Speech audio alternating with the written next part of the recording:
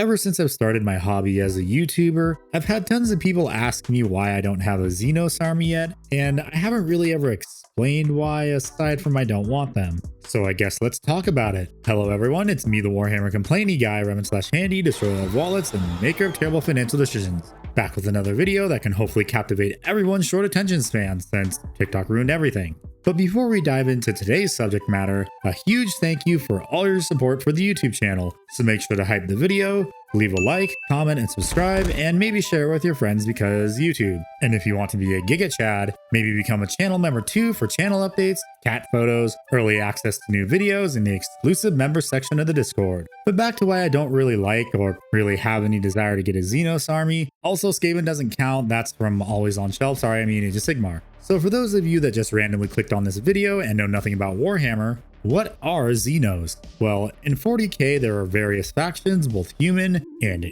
alien. Like the Imperium of Man or Humanity, which contains the Poster Boy faction, the Space Marines, along with the Custodes, Sisters of Battle, Admech, Imperial Agents, Knights, and surprisingly, even though I complain about not wanting a Horde army and collect Skaven, I actually do like the Imperial Guard, unlike someone.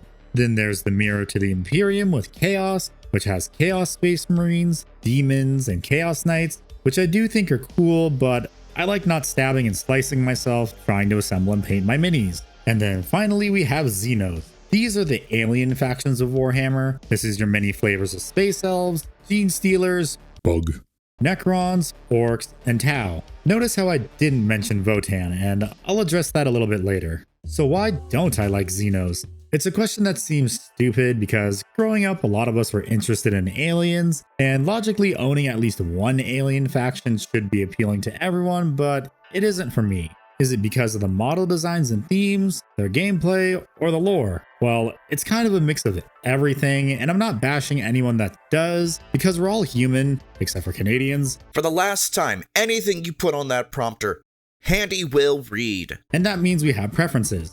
Now remember like 30 seconds or so ago when I said at some point we're all interested in aliens? Well, that's true as long as you don't demystify them. Aliens are meant to be anomalous and, well, alien. Something we struggle to understand or comprehend. When you try to demystify them like how Warhammer does with all the lore, they start to become, well, boring. It's like if the alien species called Glub Shitto were to show up tomorrow, and they like the exact same things as us, or something boring like daytime television, but they just don't look like us. I mean, okay, cool, they aren't that interesting anymore. And I'm sure you're gonna say, well, what about the Votann? Well, the Votann are in this weird spot for me because their old lore had them as abhumans and they still kind of are. So to me, I don't really see them as aliens, so to say, more so as humans, but short and vindictive. Basically what the Imperium could have advanced towards if they didn't shit the bed. Tyranids I was kind of interested in until they slowly got demystified, and it's implied they were created by the Silent King and aren't just some mindless bugs that want to eat your face off. And also, I already had my eyes set on one Horde army and I don't need another one. Plus the only model of theirs I really liked is the Neuro Tyrant, and I already painted that. If we look at it from the perspective of the models, yeah, I think some of them are cool, but not cool enough to make me want an entire army. Now, I'm vaguely familiar with their gameplay mechanics aside from the select few times I've played against them, and promptly raffle stomp them out of existence, because they are not made in the God Emperor's image. Humanity number one, baby. The most I know about is Orcs and Tau, and maybe a little bit of Gene Stealers. Orcs are the funny and violent goofballs of the setting that overwhelms the enemy with hordes of orcs and ramshackle together vehicles, itching for that good fight, with their rules reflecting that with things like kamikaze jets, squig bombs, squid riders, very painful melee when they hit, and just a green horde of minis that have a choppa with your name on it. While the Tau are the precision tactical shooters of 40k, taking advantage of their great gun profiles and gameplay mechanics to help improve that shooting ability, all the while trying to stay out of melee.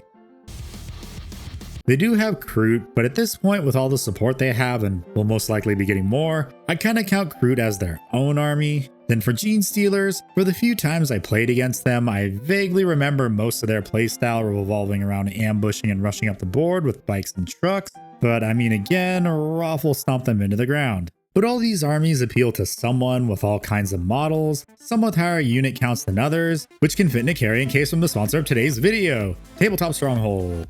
Do you struggle to transport any of the Horde armies you own? Well, do yourself a favor and get a Mag Case 2.0 to not only make your life easier transporting hundreds of minis, but also protecting them from shattering into hundreds of tiny pieces. Because no matter how many minis your army has, the Mag Case 2.0 comes in multiple sizes for any faction to display your hundreds of hours of suffering. With its strong MDF construction and adjustable magnetic trays created by the all-powerful Magnet Wizard. You'll find that perfect mag case that suits your needs, like the Mag Case Mini for me, since I don't plan on getting any other Horde army aside from Skaven. But if you want to help me help you, use my link in the pinned comment or description and use code CRAFT25 for 25% off your next order. Or you can wait till March 15th for the next super sale. Also, please still use my link. So thank you Tabletop Stronghold for sponsoring this video. If you want to get a mag case or case and terrain combo that ships to pretty much anywhere in the world for free, go to tabletopstronghold.com.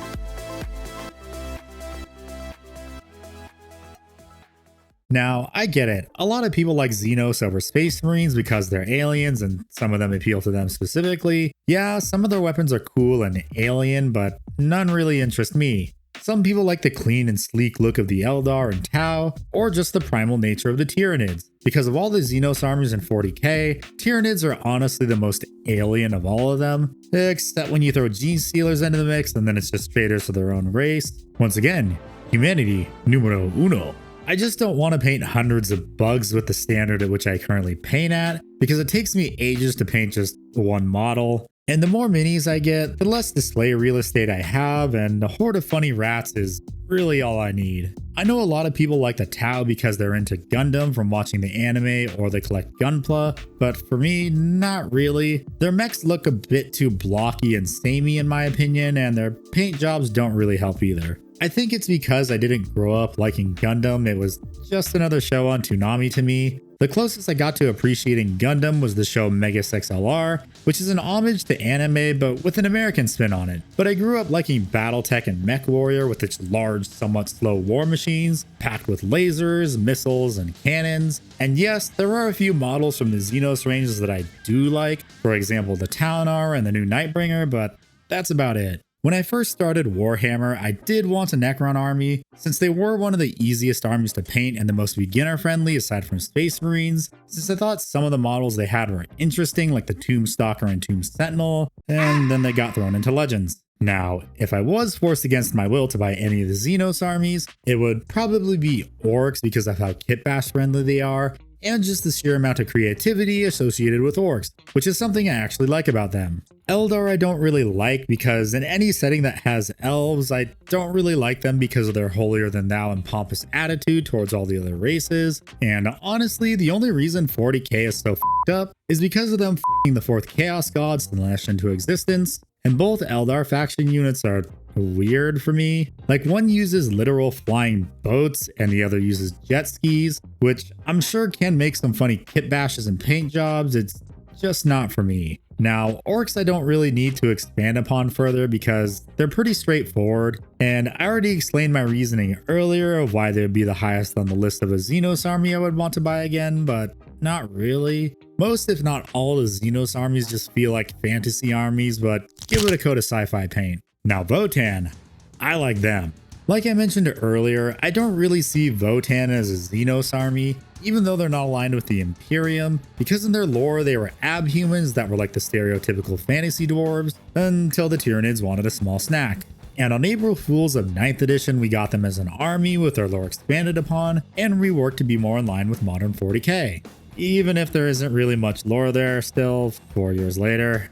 So the chances of me getting a Votann army are much higher. I blame the constant subliminal dwarf maxing from Ikbard. But none of these armies really appeal to me, probably because they're both boring and I can't really find reasons to like them even though they're aliens. I just like the Imperium more, and Votann, because they're more human and closer to the things I was familiar with as I grew up. Expanding more upon Battletech, I always found the slow and grounded realism of Battletech to be one of the reasons I was drawn to Titans and Knights, which is why my first 40k model was a Warlord Titan, because giant lumbering mech.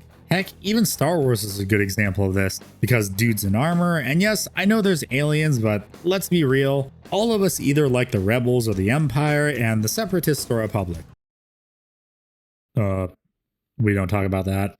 The Lord of the Rings and The Hobbit too, even though that's fantasy but the characters are actually likable and not the comically evil or pompous caricatures of their 40k counterparts, I feel like this moment right here from Space Marine 2 encapsulates why a lot of people, including myself, are more interested in Space Marines and the Imperium in general as opposed to Xenos, which is why we keep the lights on. Because the camaraderie and brotherhood with the masculine urge of fighting to the last stand against insurmountable odds, be it a super soldier or just your run-of-the-mill guardsman. But it could also be because deep down we all want to be a part of something greater, to be a hero or icon for others to look up to. Or maybe it's something we're lacking and subconsciously it's why we choose certain factions. Like how I might have subconsciously chosen the super soldier factions because I myself will never be able to get physically stronger, or I just like Imperial Knights and Dark Angels since they remind me of medieval knights and Arthurian legend. 40k is a setting told from the eyes of humanity for the most part, and some of the best books are from the perspective of humanity, or human adjacent if we're talking about Space Marines. But I'll probably never get a Xenos army or really like Xenos for that matter, because really, it's subconsciously humanity #1, baby. You weren't made in the God Emperor's image, so you're going to Ohio. Anyways, thanks for watching the video. If you want to support the channel, I would greatly appreciate it if you subscribed, along with hitting the like button and the bell for upload notifications, and maybe leave a comment as to why you like or dislike Xenos. But I'll see you all in the next video, and remember, when you play Warhammer, being poor is a choice.